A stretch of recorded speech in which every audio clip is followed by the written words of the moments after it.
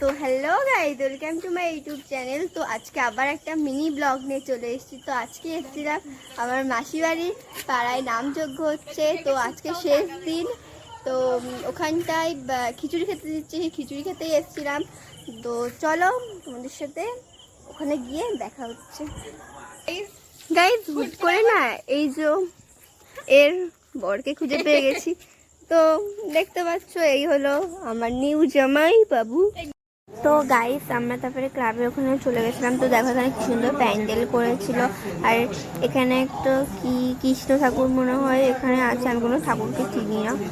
তো দেখো তারপর বসে পড়েছিলাম খিচুড়ি খেতে। গাইস আমরা এখানটায় খিচুড়ি খেতে এসেছি। তো দেখো খিচুড়ি বিতরণ করছে কে, দেখো তোমরা কি চিনতে পারছো এনাকে? খুবই একজন চেনা মানুষ না, খুবই তো চেনা।